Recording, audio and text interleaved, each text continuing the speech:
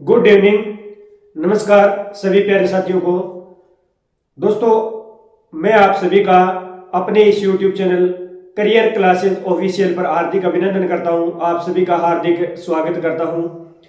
दोस्तों, कल हम जो है लुसेंट के बारे में अध्ययन कर रहे थे। लुसेंट जो बुक है उसका संपूर्ण अध्ययन कर रहे थे और कल जो हमने टॉपिक किया था वो किया था कुषाण वंश, यानी कुषाण वंश के बारे में हमने डीपली से अध्ययन कर लिया था। और कल जो हमने गुप्त वंश के भी बारे में पढ़ा, यानी गुप्त वंश के जितने भी शासक हुए थे उन शासकों के बारे में हमने अध्ययन किया। कौन प्रथम शासक था, कौन अंतिम शासक था, तो सबके बारे में हमने अध्ययन कर लिया था। अंतिम शासक मैंने आपको बताया था कि अंतिम शासक था विष्णुगुप्त, जो थर्ड था, तृतीय जो था, ये अंतिम शासक हुआ था। यानी गुप्त वंश के सभी शासकों के बारे में हमने अध्ययन किया था। तो आज जो वंश पढ़ने जा रहे हैं वो है पुष्यभूति वंश, या इसे वर्धन वंश भी कहा जाता है। तो दोस्तों, अगर आप इस चैनल पर नए हो तो करियर क्लासेस ऑफिशियल चैनल को सब्सक्राइब कर लेना और बेल आइकन को प्रेस कर लेना ताकि नोटिफिकेशन आपको समय समय पर मिलता रहे। और दोस्तों, ज्यादा से ज्यादा जो है आज की इस वीडियो को अपने दोस्तों के अंदर शेयर करना है और वीडियो को लाइक करना है और कमेंट करके बताना है कि आज का जो वीडियो है ये कैसा लगा है। तो शुरुआत करते हैं आज के जो टॉपिक है अपने उसकी। तो आज का पहले मोटिवेशन कोड देख लेते हैं। मोटिवेशन कोड है काम ऐसा करो, काम करो ऐसा की पहचान बन जाए, चलो ऐसे की निशान बन जाए। काम करो ऐसा की पहचान बन जाए, चलो ऐसे की निशान बन जाए। अरे जिंदगी तो हर कोई काट लेता है, अगर दम है तो जियो ऐसे की मिसाल बन जाए। तो दोस्तों, ये है आज का मोटिवेशन कोड। तो अब शुरुआत करते हैं आज के अपने टॉपिक की, यानी पुष्यभूति वंश या वर्धन वंश। तो दोस्तों, इससे पहले मैं आपको बता दूं, कल जो हमने अध्ययन किया था गुप्त वंश के बारे में, गुप्त साम्राज्य के बारे में। तो गुप्त साम्राज्य के बाद जो काल आया था वो कौन सा था? गुप्तोत्तर काल। जैसे मौर्य साम्राज्य के बाद में जो काल आया था मौर्योत्तर काल है, उसी प्रकार पुष्यभूति वंश और गुप्त वंश के मध्य जो बीच में जो काल था वो था गुप्तोत्तर काल। तो पहले गुप्तोत्तर काल के बारे में अध्ययन कर लेते हैं कि गुप्तोत्तर काल के अंदर कौन कौन से शासक हुए थे, कौन कौन से वंश हुए थे। तो गुप्तोत्तर काल यानी गुप्त वंश के बाद के अंदर जो काल आया था उसे क्या कहा गया? गुप्तोत्तर काल।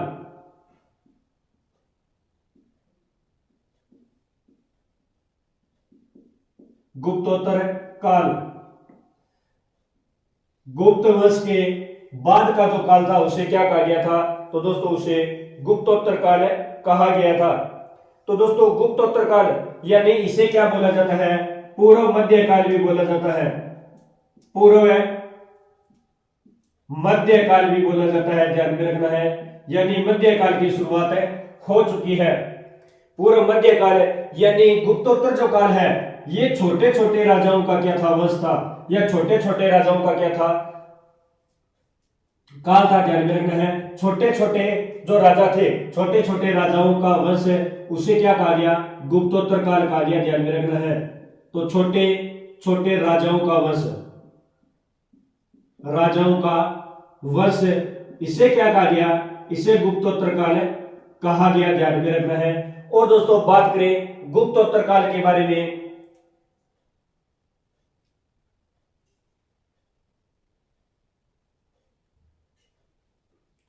तो मैं इंडिया का मैप बना लेता हूं एक बार।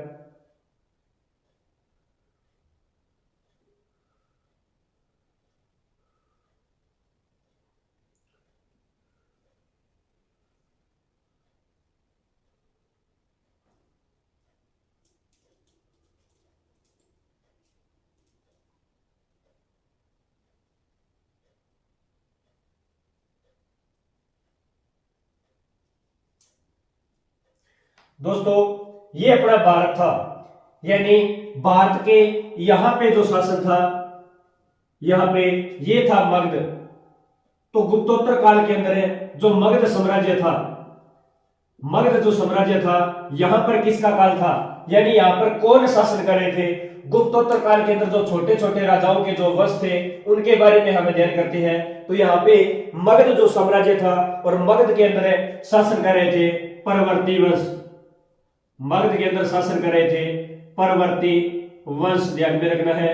और दोस्तों यहाँ पे जो पश्चिम बंगाल था, पश्चिम बंगाल, तो पश्चिम बंगाल के अंदर कौन सा वंश जो है शासन कर रहा था, पश्चिम बंगाल के अंदर कौन सा वंश शासन कर रहा था, तो पश्चिम बंगाल के अंदर था दोस्तों पाल वंश, पाल वंश, ध्यान में रखना है, पाल वंश। और दोस्तों बात करें तो गुजरात के अंदर कौन सा था, तो यहां पे जो गुजरात है, गुजरात के अंदर कौन सा वंश था, तो गुजरात के अंदर जो वंश था उस वंश का नाम क्या है, तो मैत्रक वंश। कौन सा था, मैत्रक वंश, मैत्रक वंश। यानी जो मगध साम्राज्य था यहां पर परवर्ती वंश का शासन था, पश्चिम बंगाल के अंदर पाल वंश का शासन था और गुजरात के अंदर मैत्रक वंश का शासन चल रहा था। और दोस्तों जो यहाँ पे हरियाणा है, हरियाणा, यहां पर हरियाणा है, तो हरियाणा के अंदर मैं आपको बताऊं, हरियाणा, हरियाणा के अंदर जिसका शासन था वो था पुष्यभूति वंश, पुष्यभूति वंश, पुष्यभूति वंश या इसे वर्धन वंश भी कहा जाता है। तो हरियाणा के अंदर किसका शासन था, तो पुष्यभूति वंश का शासन था। और दोस्तों जो कन्नौज है उत्तर प्रदेश के अंदर है, जो क्षेत्र पड़ता है कन्नौज, कन्नौज की बात करें, कन्नौज, और कन्नौज कहां पर है, तो ध्यान में रखना है कन्नौज है यूपी के अंदर। और उत्तर प्रदेश के कन्नौज के अंदर जो शासन कर रहे थे वो थे मोखरी वंश, ध्यान में रखना है कौन सा वंश था, मोखरी वंश, मोखरी वंश का शासन था। यानी ये अपना जो भारत है, भारत के जो मगध है, मगध पर परवर्ती वंश का शासन था, पश्चिम बंगाल के अंदर पाल वंश का, हरियाणा, हरियाणा के अंदर था पुष्यभूति वंश, और जो गुजरात है यहां पर मैत्रिक वंश का शासन था। और जो कन्नौज जो उत्तर प्रदेश का क्षेत्र है यहां पर किसका शासन था, मोखरी वंश का शासन था। और दोस्तों कन्नौज को क्या कहते हैं, इत्तर नगरी, इत्तर नगरी भी कहते हैं, ध्यान में रखना है, कन्नौज को क्या कहते हैं, इत्तर नगरी भी कहते हैं। उत्तर प्रदेश के कन्नौज को क्या बोला जाता है, इत्तर नगरी भी कहा जाता है। यानी ये जो छोटे छोटे वंश थे इनको मिलाकर क्या बना, गुप्तोत्तर काल। गुप्तोत्तर काल के अंदर मगध के अंदर परवर्ती वंश का शासन था, पश्चिम बंगाल के पाल वंश का शासन था, यूपी कन्नौज के अंदर मोखरी वंश, गुजरात में मैत्रिक वंश, और दोस्तों हरियाणा के अंदर था पुष्यभूति वंश। तो ये जो वंश थे इनके बारे में आपको ध्यान में रखना है। तो इन जो वंशों को मिलाकर क्या बना, गुप्तोत्तर काल बना था। यानी गुप्त वंश के बाद, गुप्त वंश के बाद जो काल आया था गुप्तोत्तर काल आया था। यानी गुप्त वंश और पुष्यभूति वंश के मध्य जो काल था उसे क्या बोला जाता है, गुप्तोत्तर काल बोला जाता है, ध्यान में रखना है। और यूपी कन्नौज को दोस्तों इत्तर नगरी भी बोला जाता है, ध्यान में रखना है। इत्तर नगरी किसे बोला जाता है, उत्तर प्रदेश के कन्नौज को क्या बोला जाता है, इत्तर नगरी भी बोला जाता है, यानी सेंट नगरी, ठीक है, ध्यान में रखना है। तो दोस्तों ये था अपना जो इंडिया है और इंडिया के अंदर गुप्तोत्तर काल के जो वंश थे उनका जो शासन था। तो एक बार आप इसका स्क्रीनशॉट ले लो ताकि आगे हम शुरुआत करने वाले हैं अब पुष्यभूति वंश के बारे में।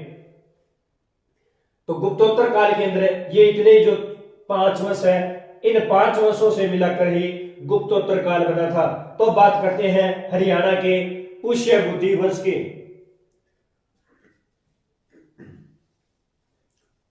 पुष्यभूति वंश के बारे में हम अध्ययन करते हैं। तो दोस्तों पुष्यभूति वंश, पुष्यभूति वंश के फाउंडर कौन थे, ध्यान में रखना है।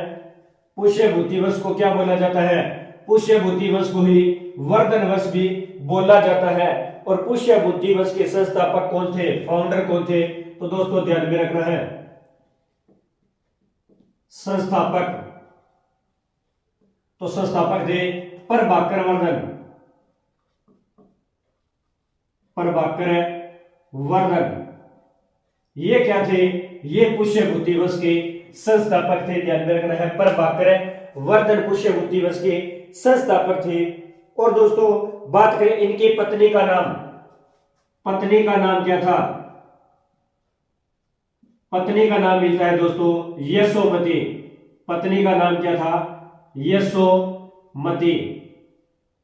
प्रभाकर वर्धन की पत्नी का नाम था यशोमती, ये ध्यान में रखना है। और दोस्तों बात करें पुष्यभूति वंश की राजधानी पूछी जाती है, राजधानी, तो दोस्तों राजधानी थी थानेश्वर।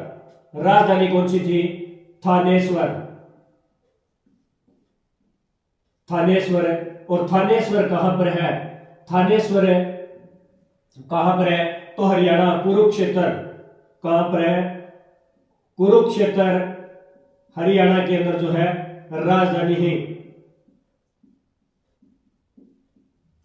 राजधानी पुष्यभूति वंश की राजधानी कौन सी थी? थानेश्वर। और थानेश्वर कहां है? हरियाणा कुरुक्षेत्र के अंदर जो है इनकी राजधानी थी। और दोस्तों इन्हें उपाधि कौन कौन सी थी? प्रभाकर वर्धन की उपाधि, इन्हें कौन कौन सी उपाधि मिली थी? तो दोस्तों ध्यान में रखना है, इनके पास जो उपाधियां थी उन उपाधियों में इन्हें परम बटारक भी कहा जाता था। क्या कहा जाता था? ध्यान में रखना है, परम बटारक। परम बटारक भी कहा जाता था। और इनके पास जो दूसरी उपाधि थी, दूसरी जो उपाधि थी वो थी महाराज धीराज। दूसरी उपाधि कौन सी थी? महाराज धीराज। इन्हें महाराज धीराज भी कहा जाता था। ये जो दो उपाधियां हैं ये किसकी थी? प्रभाकर वर्धन की। तो ध्यान में रखना है, पत्नी का नाम यशोमती, उपाधि कौन सी थी?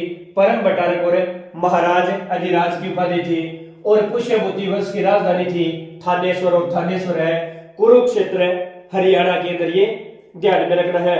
और दोस्तों जो पुष्यभूति यानी जो प्रभाकर वर्धन है और जो यशोमती है, इनके 3 संतान थी। ध्यान में रखना है, 3 संतान थी,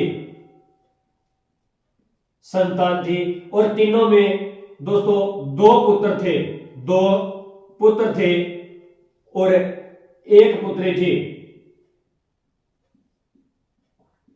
1 पुत्री थी। अब 2 पुत्र कौन से थे और 1 पुत्री कौन सी थी? तो ध्यान में रखना है, जो 1 पुत्री थी उसका नाम था कन्याश्री। पुत्री का नाम क्या था?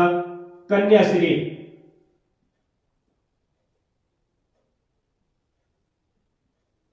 कन्याश्री ये पुत्री का नाम था। और पुत्रों के नाम क्या क्या थे? तो दोस्तों पुत्रों के नाम थे राजवर्धन। एक का नाम था राजवर्धन और दूसरे का नाम था हर्षवर्धन।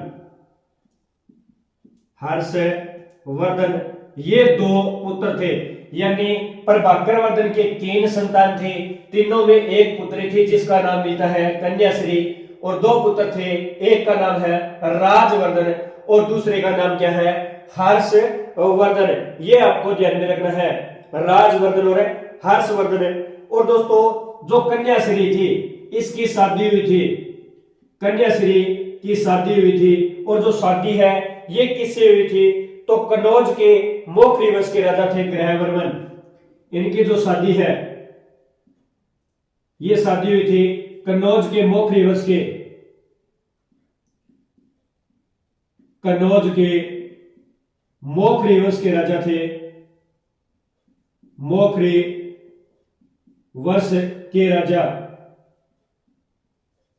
राजा थे जिनका नाम मिलता है ग्रहवर्मन।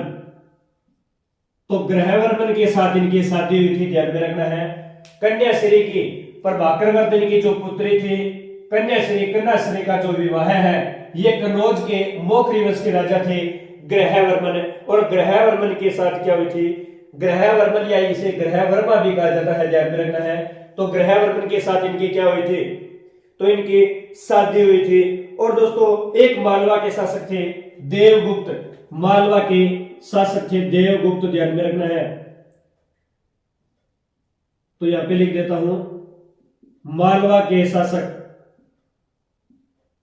मालवा के शासक थे देवगुप्त। और दोस्तों जो देवगुप्त है ये क्या कर देता है, देवगुप्त ग्रहवर्मन की क्या कर देता है, हत्या कर देता है।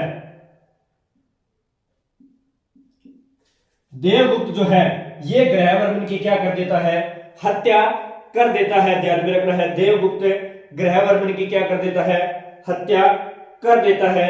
और दोस्तों उसके बाद इस बात का पता किसको चलता है, राज्यवर्धन को। इस बात का पता चलता है राज्यवर्धन को। तो राज्यवर्धन क्या करता है, राज्यवर्धन जो देवगुप्त था, देवगुप्त की क्या कर देता है, हत्या कर देता है। यानी सर्वप्रथम जो था देवगुप्त, मालवा के जो शासक है देवगुप्त, ये कन्याश्री के जो पति थे ग्रहवर्मन, इनकी हत्या कर देता है। यानी राजवर्धन के क्या हुए, जीजाजी, तो इनकी जो हत्या कर देता है। और इनकी हत्या करने के बाद राजवर्धन की जो बहन थी कन्याश्री, ये क्या हो जाती है, विधवा हो जाती है। और इस बात का गुस्सा किसको आता है, राज्यवर्धन। और राज्यवर्धन था, ये कौन सा था, बड़ा बेटा था। ध्यान में रखना है, ये बड़ा बेटा था और ये छोटा था। तो जो राजवर्धन है, राजवर्धन को गुस्सा आने के बाद राजवर्धन क्या करता है, देवगुप्त की क्या कर देता है, हत्या कर देता है। देवगुप्त की हत्या कर देता है। और दोस्तों बात करें तो पाल वंश के जो शासक थे, इधर की साइड में थे पाल वंश के, बंगाल के अंदर एक शासक थे पश्चिमी बंगाल। और पश्चिम बंगाल में कौन सा वंश चल रहा था, पाल वंश। और पाल वंश के शासक थे जिनका नाम क्या था, तो दोस्तों ध्यान में रखना है, शशांक। उनका नाम क्या मिलता है, शशांक। दोस्तों बात करें शशांक की, शशांक किसका दोस्त था, तो दोस्तों शशांक जो है ये देवगुप्त का क्या था, दोस्त था, देवगुप्त का दोस्त था। जब इस बात का पता, देवगुप्त की हत्या हो गई है, इस बात का पता पाल वंश के जो राजा थे शशांक को पता चलती है। यानी ये क्या थे, इनके दोस्त थे।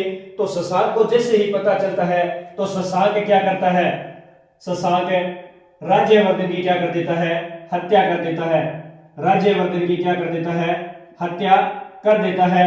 और दोस्तों हत्या करके जो इनकी बहन थी कन्याश्री, इन्हें क्या कर लेता है, बंदी बना लेता है। ध्यान में रखना है, क्या कर लेता है, बंदी बना लेता है, बंदी बना लेता है। हत्या किसकी करता है, तो दोस्तों राजवर्धन की हत्या कर देता है। पाल वंश के शासक शशांक के द्वारा इनकी हत्या कर दी जाती है। और जो इनकी बहन थी राजवर्धन की कन्याश्री, इसको क्या करता है, ये बंदी बना लेता है।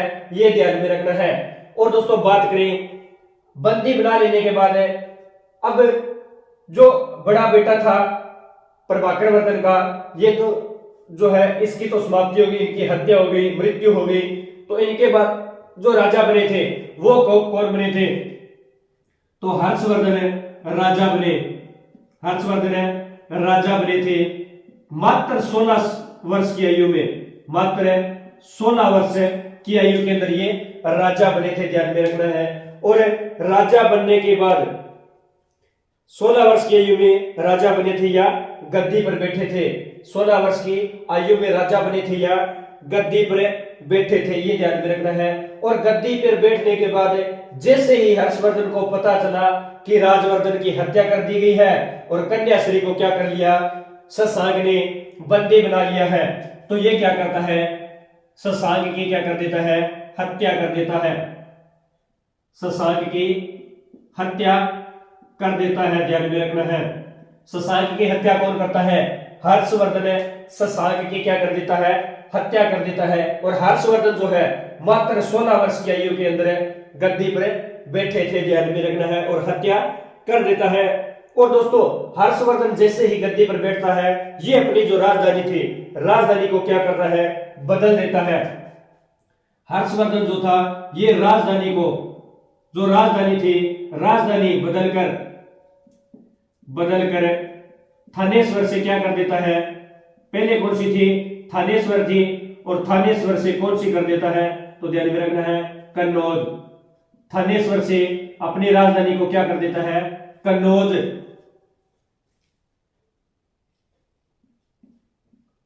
राजधानी बदलकर थानेश्वर से कन्नौज कौन करता है, कौन सा शासक था, हर्षवर्धन। राजधानी बदलकर क्या कर दी थी, कन्नौज कर दी थी, ये ध्यान में रखना है। और दोस्तों कन्नौज का प्राचीन नाम भी पूछा जाता है, कन्नौज का प्राचीन नाम, तो ध्यान में रखना है प्राचीन नाम क्या था, कन्नौज का प्राचीन नाम पूछा जाता है, प्राचीन नाम। तो दोस्तों कन्नौज के जो प्राचीन नाम थे वो दो नाम मिलते हैं कन्नौज के प्राचीन नाम, और प्राचीन नाम कौन कौन से थे, एक था महोदया, एक था महोदया, और एक मिलता है महोदयश्री।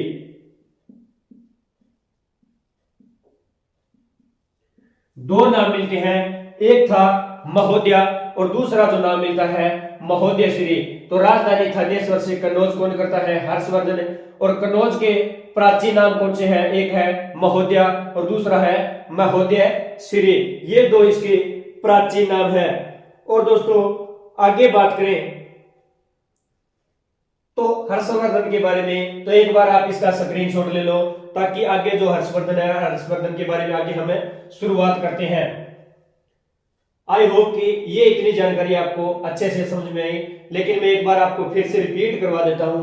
जो पुष्यभूति वंश या वर्धन वंश था, संस्थापक थे प्रभाकर वर्धन, पत्नी का नाम था यशोमती, उपाधियां कौन सी थी, परम बटारक और महाराजा धीराज। और पुष्यभूति वंश की कैपिटल यानी जो राजधानी थी थानेश्वर, थानेश्वर है कुरुक्षेत्र हरियाणा के अंदर। प्रभाकर वर्धन की 3 संतान थी, जिनमें से 2 पुत्र थे और एक पुत्री थी, ध्यान में रखना है। 2 पुत्र कौन से, बड़ा बेटा जो था राज्यवर्धन, छोटा बेटा था हर्षवर्धन। और उसके बाद उनकी जो पुत्री थी उनका नाम था कन्याश्री, और कन्याश्री का जो विवाह है यानी जो शादी है, ये कन्नौज के मोखरी जो वंश थे, मोखरी वंश के शासक थे, जिनका नाम था ग्रह वर्मा या ग्रह वर्मन के साथ इनकी शादी कर दी जाती है। और दोस्तों इधर की साइड में एक मालवा के शासक थे देवगुप्त। देवगुप्त क्या करता है, ग्रहवर्मन की हत्या कर देता है, और हत्या करने के बाद जैसे ही इस हत्या का पता कन्याश्री के बड़े भाई राजवर्धन को पता चलता है कि उनके जीजाजी की हत्या कर दी गई है, तो राजवर्धन क्या करता है, देवगुप्त की हत्या कर देता है।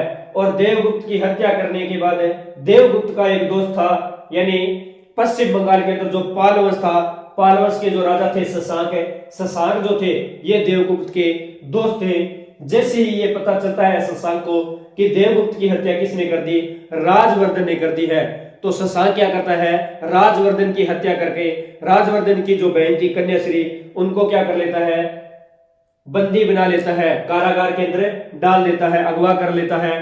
और दोस्तों उसके बाद जो राजवर्धन था, इनकी हत्या के बाद जो छोटा बेटा था हर्षवर्धन, ये क्या करता है, गद्दी पर बैठता है। और गद्दी पर बैठने के बाद मात्र 16 वर्ष की आयु में गद्दी पर बैठता है। पहले एक काम करता है, राजधानी से ये थानेश्वर से बदलकर क्या कर देता है, कन्नौज कर देता है।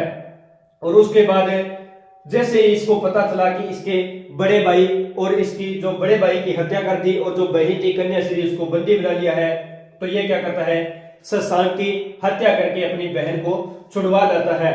और दोस्तों कन्नौज की प्राचीन नाम भी पूछे जाते हैं, तो कन्नौज के प्राचीन नाम महोदया और महोदयश्री, ये दो इसके प्राचीन नाम मिलते हैं। तो आप स्क्रीनशॉट ले लिया, तो मैं इसको इरेज कर देता हूं। आगे हर्षवर्धन के बारे में हम जो है और अध्ययन करते हैं। तो दोस्तों बात करते हैं हर्षवर्धन के बारे में। तो संस्थापक मैंने आपको बता दिया, तो ध्यान में रखना है, प्रभाकर वर्धन जो थे ना, ये संस्थापक थे भी। और पुष्यभूति वंश को वर्धन वंश के नाम से भी जाना जाता है, ये ध्यान में रखना है। और हम जो पढ़ रहे हैं यानी मध्यकाल की जो थी, मैंने बताया था गुप्तोत्तर काल के अंदर किसकी शुरुआत हो गई थी, मध्यकाल की शुरुआत हो गई थी। गुप्तोत्तर काल को मध्यकाल के नाम से भी जाना जाता है, पूर्व मध्यकाल, ध्यान में रखना है कौन सा, पूर्व मध्यकाल भी कहा जाता है। और दोस्तों हर्षवर्धन जो थे हर्षवर्धन। और हर्षवर्धन मैंने आपको बताया जो गद्दी पर बैठे थे मात्र 16 वर्ष की आयु में, 16 वर्ष की आयु में क्या किया था, गद्दी पर बैठे, गद्दी पर बैठे थे। कब? 16 वर्ष की आयु में। और राजधानी, राजधानी जो थी ये क्या किया था इसने, थानेश्वर से, राजधानी थानेश्वर से क्या कर दी थी, कन्नौज कर दी थी। और कन्नौज मैंने आपको बताया था उत्तर प्रदेश के अंदर है, और कन्नौज को इतर नगरी भी बोला जाता है, ध्यान में रखना है। मात्र 16 वर्ष की आयु में गद्दी पर बैठे और राजधानी थानेश्वर से क्या कर दी थी, कन्नौज कर दी थी। और कन्नौज के प्राचीन नाम मैंने आपको बताए थे, तो दोबारा मैं बता देता हूं कन्नौज के प्राचीन नाम। तो दोस्तों प्राचीन नाम जो थे, एक था महोदया और दूसरा कौन सा था, महोदय श्री, महोदय या महोदय श्री, ये क्या थे, ये प्राचीन नाम थे, ध्यान में रखना है, प्राचीन नाम थे। और दोस्तों अब बात करें हर्षवर्धन, तो हर्षवर्धन के पास उपाधियां कौन कौन सी थी, तो ध्यान में रखना है इनके पास उपाधियां, उपाधियों के बारे में पूछा जाता है। उपाधि, तो उपाधि जो थी ये कौन कौन सी इनके पास उपाधि थी, तो दोस्तों ध्यान में रखना है हर्षवर्धन के पास जो उपाधि थी उन उपाधियों को मैं इधर की साइड में सीक्वेंस से लिख देता हूं। इन्हें शिलादित्य के नाम से भी जाना जाता था, हर्षवर्धन को शिलादित्य, शिलादित्य के नाम से भी इन्हें जाना जाता था। और दोस्तों हर्षवर्धन को परम भट्टारक भी कहा जाता था, परम भट्टारक भी कहा जाता था, शिलादित्य भी कहा जाता था। और दोस्तों परम भट्टारक और प्रभाकरवर्धन जो थे, इनके जो पिताजी थे प्रभाकरवर्धन को भी परम भट्टारक कहा जाता था, ये आपको ध्यान में रखना है। तो उपाधि शिलादित्य, परम भट्टारक, महाराज धीराज, और कौन सी थी, महाराज धीराज, महाराज धीराज भी इन्हें कहा जाता था। और दोस्तों इन्हें सकलोत, और इन्हें क्या कहा जाता था, इन्हें सकलो, इनकी जो उपाधि थी सकलोतो पत्थर, सकलोतो पत्थर भी कहा जाता था, सकलोतो पत्थर भी इन्हें कहा जाता था, ध्यान में रखना है सकलोतो पत्थर। और दोस्तों एक और उपाधि जो थी वो थी सार्वभौम परमेश्वर, कौन सी थी, सार्वभौम परमेश्वर, सार्वभौम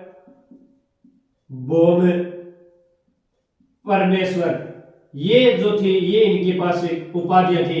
उपाधियां ध्यान में रखना है कौन कौन सी उपाधि थी, तो इनके पास उपाधि थी शिलादित्य के नाम से हर्षवर्धन को जाना जाता था, परम भट्टारक कहा जाता था, महाराज धीराज भी कहा जाता था, सकलोत पत्थर भी कहा जाता था, और दोस्तों सार्वभौम परमेश्वरी इन्हें ही कहा जाता था। तो ये दोस्तों इनकी उपाधियां हैं, ध्यान में रखना है।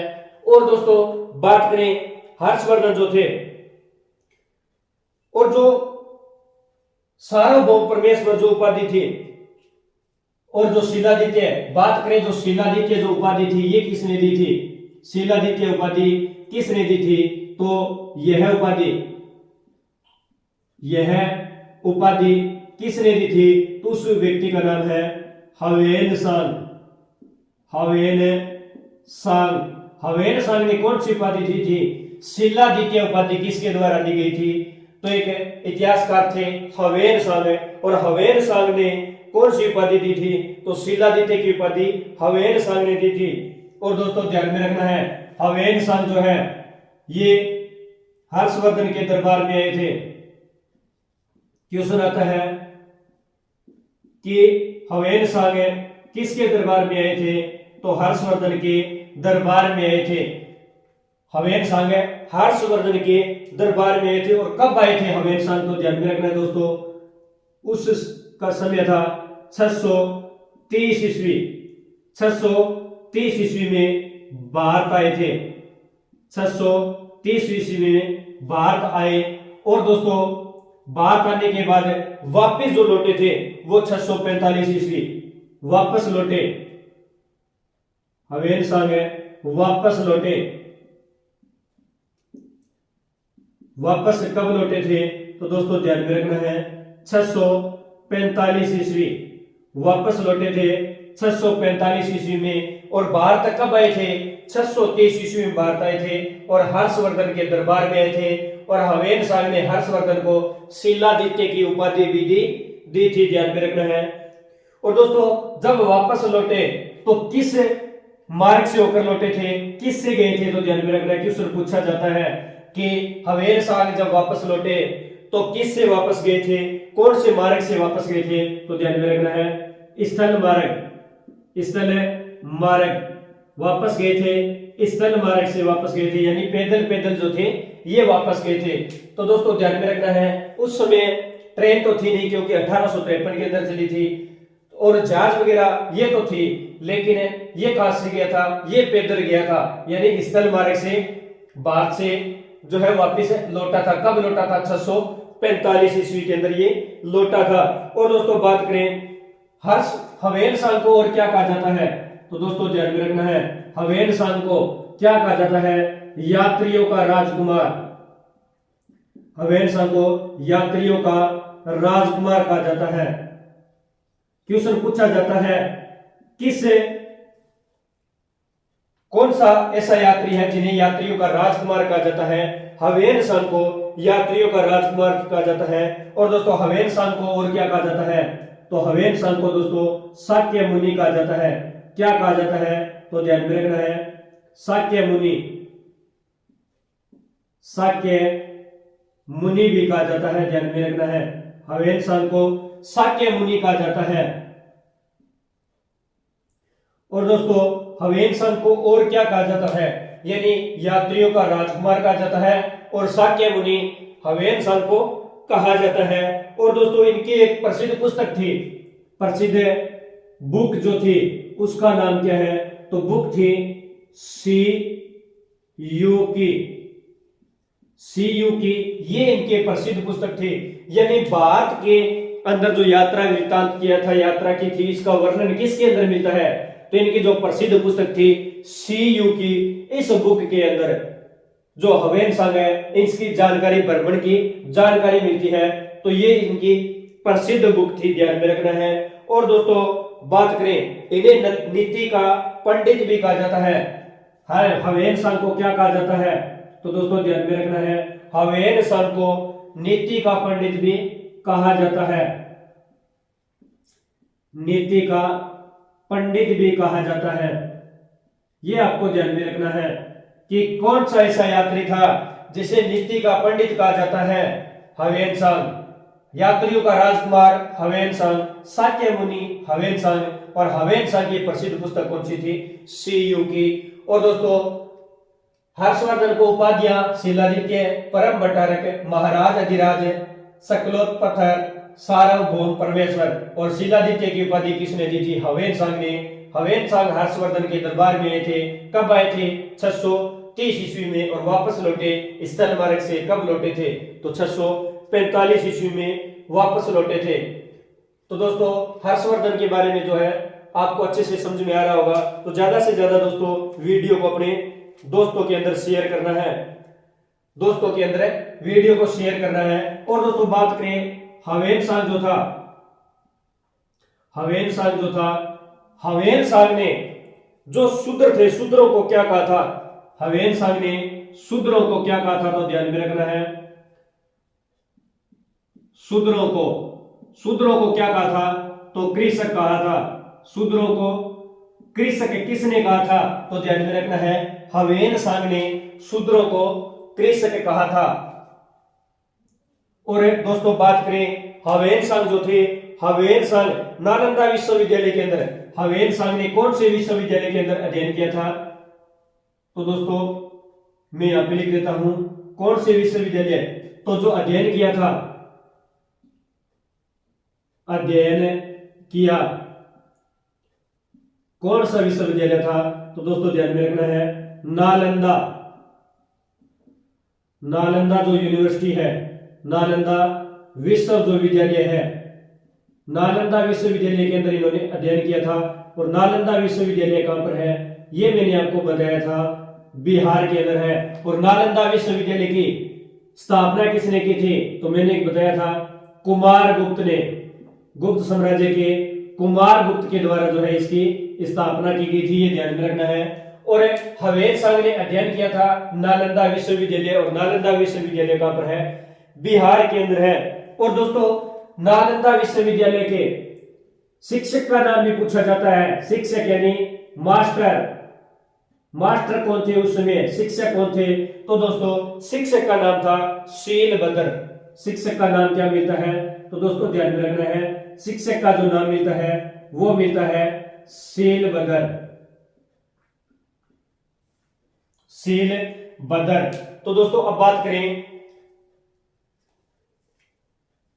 हर्षवर्धन, यानी ह्वेन-सांग जो था हर्षवर्धन के दरबार में आया था। और हर्षवर्धन को दोस्तों यात्रियों का राजकुमार भी कहा जाता है, शाक्य मुनि भी कहा जाता है। और प्रसिद्ध पुस्तक कौन सी थी इनकी? तो दोस्तों इनकी जो प्रसिद्ध पुस्तक थी वो थी सीयू की। और दोस्तों इन्हें नीति का पंडित भी कहा जाता है, ये ध्यान में रखना है। नीति का पंडित किसे कहा जाता है? तो ह्वेन-सांग को नीति का पंडित कहा जाता है। और दोस्तों ह्वेन-सांग ने शूद्रों को क्या कहा था? शूद्रों को दोस्तों इन्होंने कृषक कहा था। और दोस्तों ह्वेन-सांग भारत आया था, तो ह्वेन-सांग जो भारत आया था, भारत अध्ययन करने के लिए आया था। और इन्होंने जो अध्ययन किया था, जो पढ़ाई की थी, जो स्टडी की थी, वो किस विश्वविद्यालय से की थी?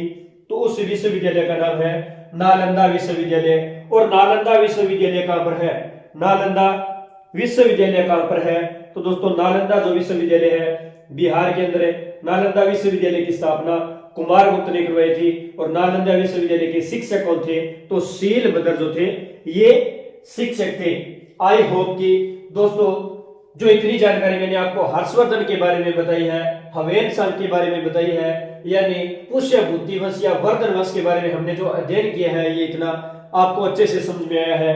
तो दोस्तों वीडियो को ज्यादा से ज्यादा शेयर करना है, और आप एक बार इसका स्क्रीनशॉट ले लो, ताकि जो आगे हम इसका अध्ययन करते हैं। तो मैं इसको इरेज कर देता हूं।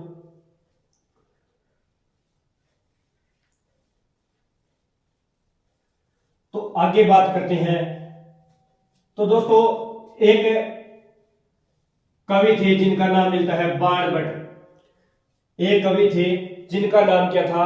बाणभट्ट। हर्षवर्धन के दरबारी कवि पूछा जाता है हर्षवर्धन। दोबारा लिख देता हूं मैं यहाँ पे हर्षवर्धन। और हर्षवर्धन के दरबारी कवि, दरबारी कवि, दरबारी कवि कौन थे? तो दोस्तों बाणभट्ट।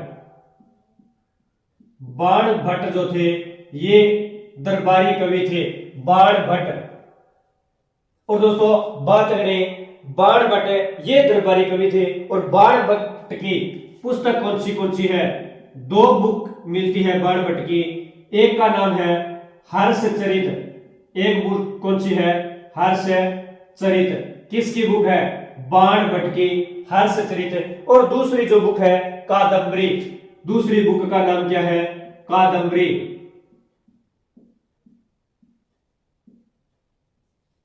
कादंबरी, ये इनकी दो बुकें थी। कादंबरी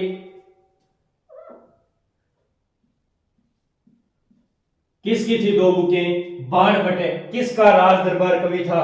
तो दोस्तों दरबारी कवि था हर्षवर्धन का बाणभट्ट। दो बुकें हर्षचरित और कादंबरी, ये इनकी दो बुकें थी। और दोस्तों बात करें तो हर्षवर्धन की स्वयं की 3 बुकें थी, यानी इनकी आत्मकथा 3 पुस्तक थी इनकी। तो ध्यान में रखना है, खुद की कितनी पुस्तक थी? 3 पुस्तक। 3 पुस्तकों की इन्हें रचना की थी, जिन्हें आत्मकथा भी कहा जाता है। आत्मकथा भी कहा जाता है। और दोस्तों बात करें 3 पुस्तक इनकी कौन कौन सी थी? 3 पुस्तक कौन कौन सी थी? रत्नावली एक थी, रत्नावली। एक बुक का नाम है रत्नावली। नागानंद दूसरी थी, नागानंद। नागानंद। और दोस्तों तीसरी जो इनकी बुक थी वो थी प्रियदर्शिका। तीसरी कौन सी थी इनकी? प्रियदर्शिका।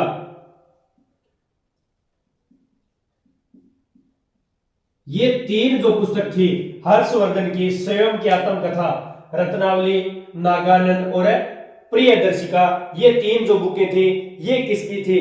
तो ये तीन बुकें थी ये हर्षवर्धन की थी। और दोस्तों बात करें तो 643 ईस्वी के अंदर दो जो विशाल धार्मिक सम्मेलन किए थे, दो विशाल धार्मिक सम्मेलन हर्षवर्धन ने 643 ईस्वी में, तो मैं यहां पे लिख देता हूं 643 ईस्वी में क्या किए थे? दो विशाल धार्मिक आयोजन किए थे, दो विशाल धार्मिक आयोजन किए थे। कब किए थे? 643 ईस्वी के अंदर दो सम्मेलन या आयोजन भी बोलते हैं, तो यहाँ पे सम्मेलन भी लिख लेना। तो दो जो सम्मेलन थे, आयोजन थे, कहां पर किए थे? तो दोस्तों एक किया था प्रयाग के अंदर, एक कहां पर किया था? प्रयाग के अंदर किया था। और दूसरा जो किया था वो किया था कन्नौज के अंदर।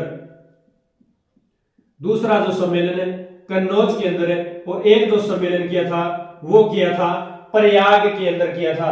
और दोस्तों बात करें तो हर 5वें वर्ष समारोह को आयोजन करता था, हर 5वें वर्ष प्रयाग के अंदर दोस्तों, हर 5वें वर्ष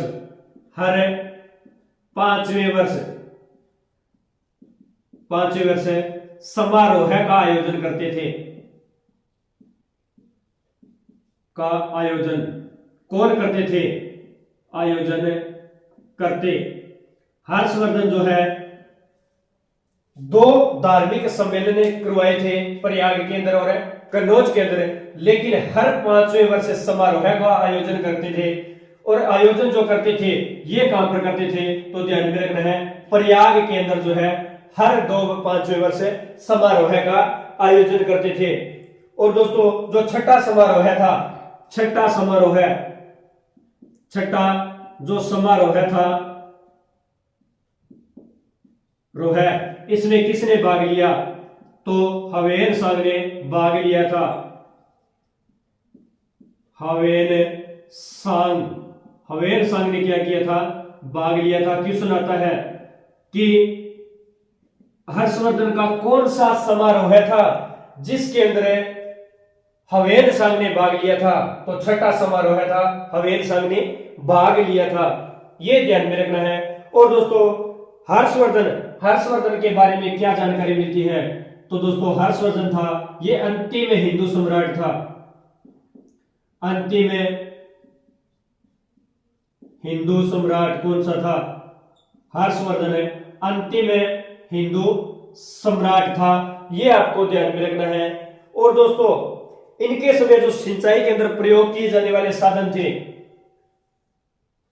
सिंचाई में प्रयोग किए जाने वाले साधन, सिंचाई में प्रयोग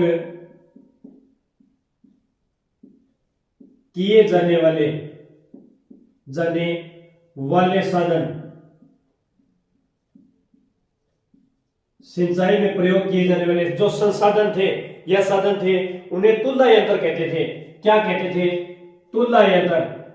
उन्हें किस नाम से जाना जाता है? तो दोस्तों ध्यान में रखना है तुलना यंत्र कहा जाता था। हर्षवर्धन के समय जो सिंचाई के अंदर प्रयोग किए जाने वाले जो साधन थे उन्हें तुलना यंत्र कहा जाता था। और दोस्तों बात करें सूती वस्त्रों के लिए जो प्रसिद्ध केंद्र था हर्षवर्धन के समय, सूती वस्त्रों के लिए, सूती वस्त्रों का प्रसिद्ध केंद्र,